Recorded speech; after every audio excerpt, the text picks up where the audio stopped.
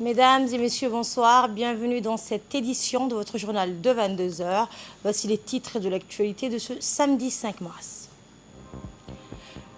Le ministre de l'Environnement a participé à la 5e session de l'Assemblée des Nations Unies pour l'environnement.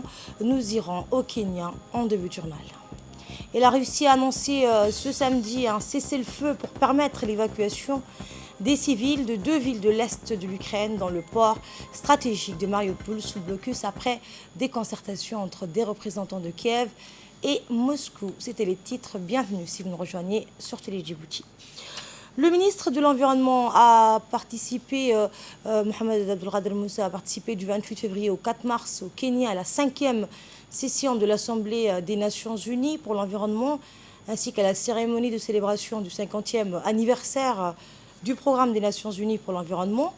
Le ministre était accompagné par l'ambassadeur de Djibouti au Kenya, Yassine El-Mebouh, le secrétaire général du ministère de l'Environnement, Dine Abdallah Omar, ainsi que Mme Hiba Ismail, conseillère à l'ambassade de Djibouti à Nairobi.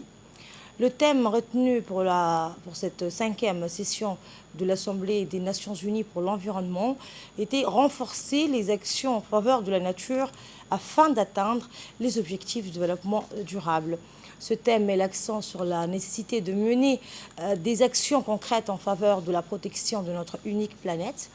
La 5e session de l'Assemblée des Nations Unies pour l'environnement a adopté une décision historique relative à la création d'un comité intergouvernemental de négociation dont la mission est de préparer un instrument juridique contraignant pour mettre fin à la pollution par les plastiques. La résolution porte sur l'ensemble du cycle de vie du plastique, c'est-à-dire sa production, son utilisation et son élimination.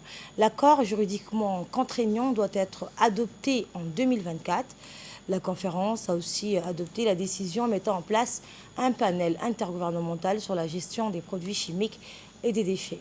Et bien d'autres décisions importantes ont été adoptées au cours de cette conférence.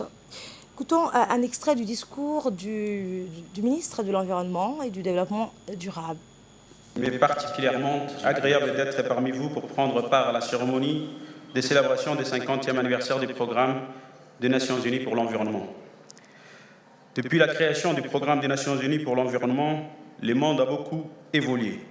Certes, les conditions de vie des populations se sont améliorées.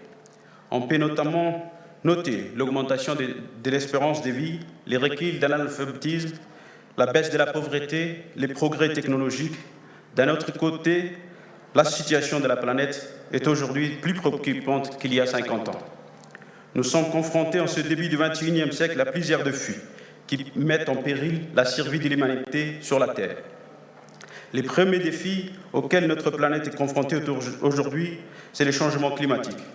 En effet, les ouragans, les sécheresses, les feux de forêt, la fonte des glaciers, les blanchissements des coraux, les inondations sont autant de preuves d'un réchauffement global qui détruit les écosystèmes et entraîne des pertes de vies humaines. Les changements climatiques menacent la sécurité alimentaire des millions de personnes en réduisant la productivité agricole. Il est donc urgent de réduire de façon drastique les émissions de gaz à effet de serre afin de limiter l'augmentation de la température à 2 degrés Celsius. Le deuxième défi auquel le monde est confronté, c'est celui de la perte de la biodiversité. Malheureusement, la biodiversité s'effondre. Les causes de cet effondrement sont multiples. La sécheresse, le surpâturage, l'érosion des sols dénudés et le déboisement pour les bois combustibles et le charbon de bois. L'invasion de prosopis et des criquets pèlerins. Dans le milieu marin, les écosystèmes s'effondrent aussi à cause de la pollution, de la surpêche et de l'augmentation de la température. Les troisièmes défis auxquels les écosystèmes s'effondrent sont aussi de la cause de la surpêche et de l'augmentation de la température. Le troisième défi auquel l'humanité est confrontée, c'est celle de la pollution de l'air, de l'eau et des sols. La pollution par les plastiques affecte maintenant tous les océans de la planète, menaçant ainsi les écosystèmes marins qui sont indispensables pour le développement de la pêche et du tourisme. Les déchets plastiques dégradent les cadres urbains, impactent notre paysage et entraînent des conséquences néfastes sur l'environnement et la santé. La célébration du 50e anniversaire du PNUE doit être l'occasion de renforcer les structures et les moyens de cette institution afin de lui permettre de relever les défis du changement climatique, de l'érosion de la biodiversité et de la lutte contre la pollution plastique. Le ministre de l'économie et des finances, Ilyas Moussa Douale, a reçu la délégation de la Société financière internationale, une organisation du groupe de la Banque mondiale. La délégation composée de hauts responsables de l'équipe de direction de la Société pour l'Afrique a été conduite par le vice-président de la région, Sergio Pimenta. Les discussions entre les membres de la délégation et le ministre ont porté sur les moyens permettant au secteur privé djiboutien, avec le soutien de la société financière, de contribuer à élargir l'accès au financement des micro, petites et moyennes entreprises et l'accès à des logements abordables pour la population djiboutienne. Le renforcement de l'industrie manufacturière et des infrastructures, logistique, énergie et TIC ont également figuré en tête des discussions. La stratégie de la Société financière internationale s'aligne sur le plan de développement Vision 2035 du gouvernement qui vise à stimuler la croissance et à améliorer la qualité de vie des Djiboutiens et Djiboutiennes grâce à des investissements accrus du secteur privé. La SFI a pour mission de renforcer le développement économique et d'améliorer les conditions de vie des populations à travers la promotion du développement du secteur privé dans les pays en développement. Sous l'égide du ministère de l'Éducation nationale, la circonscription de Djibouti 1 a organisé aujourd'hui la deuxième édition de 2 km, donc de la course de 2 km d'Anguela. Cette journée est consacrée à la sensibilisation de lutte contre la délinquance juvénile. Ainsi, 15 écoles de l'enseignement de base se sont affrontées dans une course de 2 km. La première place est revenue à un élève de l'école de Hadjidé, la seconde place à un élève de l'école de quartier 6 bis et la troisième place est revenue à un élève de l'école d'Anguela. Le directeur général de l'enseignement, les représentants de la banque Saba, l'équipe pédagogique de l'école, l'association des parents d'élèves ainsi que les membres du conseil de quartier en prépare à cette cérémonie. Rappelons que le sport, véritable vecteur d'intégration sociale, constitue un élément important de l'éducation et de la culture. À travers cette journée, il est à envisager de bannir toute forme de violence juvénile dans toute la sphère sociale. En fin de cérémonie, le directeur de l'école a tenu à remercier les partenaires, les élus locaux, la sous-préfecture de la 2e arrondissement, la FNP et la gendarmerie.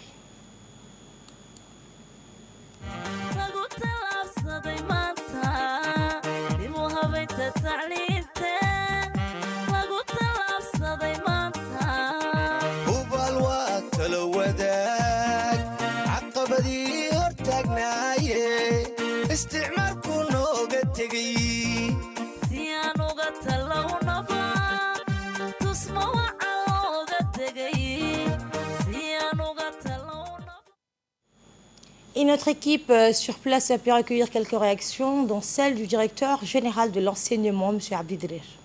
Aujourd'hui, les élèves de 5e année des différentes circonscriptions viennent participer à la course de 2 km de l'école d'Anguela.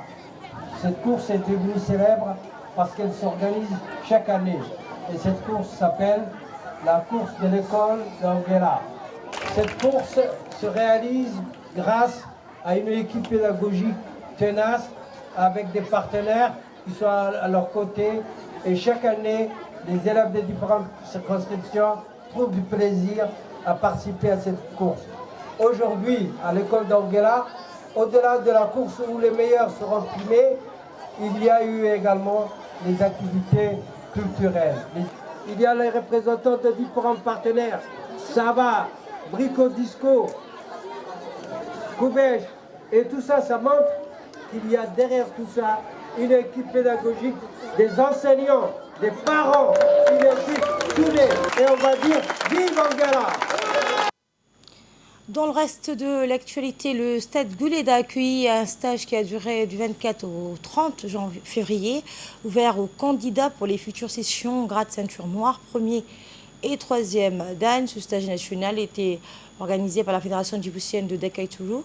C'est une cinquantaine de Toka, venus de toutes les régions et localités, ainsi que 6 athlètes venus de l'Éthiopie, de la région Afar d'Éthiopie, sont venus participer à ce stage qui a été encadré par 2 experts internationaux, Madame Mélanie Chauss et Guillaume Rocher.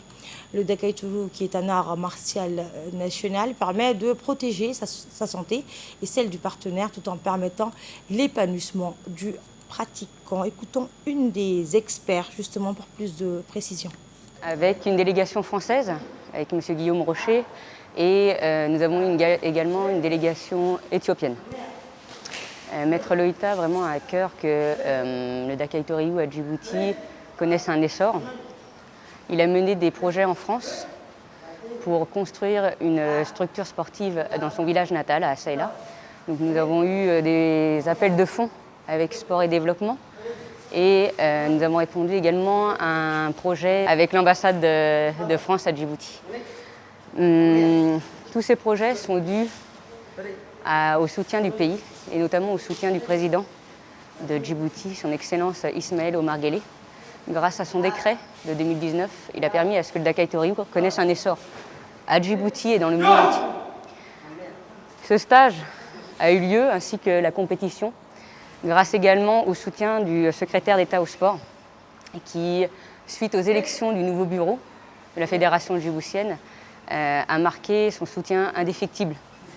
Il a reconnu le Dakaituru, il a indiqué que le Dakaituru était un sport national, qu'il brillait dans le monde entier.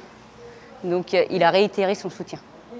Vraiment, je tiens aussi à féliciter le nouveau bureau de la Fédération djiboutienne avec son président, M. Amadou Mohamed Amadou. Ils ont donné un nouvel essor à Djibouti. Le 25 février, il y a une compétition, le championnat national, et toutes les régions étaient représentées. Nous avions la Tajora, Randa, Assaïla, Obok, Djibouti-Ville. Vraiment, pour nous, c'est un grand succès. Le stage va se clôturer ce soir. La cérémonie aura lieu demain. La cérémonie aura lieu avec 2 parties. Une partie, la remise des attestations de stage et la remise des grades. Maître Loïta est venu au mois de novembre pour faire passer les grades aux ceintures noires. Donc c'est des grades de haut gradé. C'est à partir du 2e dan. Donc demain, il y aura la remise. Et voilà, nous sommes fiers et encore bravos. Dans l'actualité internationale, à présent à Mariupol, le port stratégique ukrainien qui devait faire l'objet d'un cessez-le-feu afin d'évacuer les civils, l'offensive russe a repris, c'est ce qu'a annoncé Moscou ce samedi au 10e jour de l'invasion de l'Ukraine. Des milliers de manifestants sont de nouveau descendus dans les rues des grandes villes européennes pour dire stop à la guerre. Suivez donc vous voyez à l'image, de nombreuses manifestations sont organisées ce samedi dans le monde pour protester contre la guerre en Ukraine. En France, plusieurs milliers de personnes se sont rassemblées à Paris. Opérationnelle depuis le 1er janvier 2021, la zone de libre-échange continentale africaine compte dans ses projets la sortie de près de 100 millions d'Africains de la pauvreté. Pour y parvenir, l'institution passe par l'épreuve de la négociation d'un accord commercial entre 55 pays au profit économiques et commerciaux différents. La ZLECAf stimulera considérablement le commerce intra-africain si l'accord est effectivement mis en œuvre d'ici 2035. De quoi contribuer à hauteur de 450 milliards de dollars au PIB global de l'Afrique, assorti d'une possibilité de stimuler le commerce intra-africain jusqu'à 80%. Le défi à long terme de la zone de libre-échange continentale africaine est de savoir comment démanteler le modèle économique hérité de la colonisation en développant des chaînes de valeur régionales, à l'exemple de l'automobile, l'agro-industrie, la pharmacie. Il y a de quoi tirer parti de ce marché d'1,3 milliard d'habitants avec un PIB combiné à ce jour d'environ 3,4 milliards de dollars.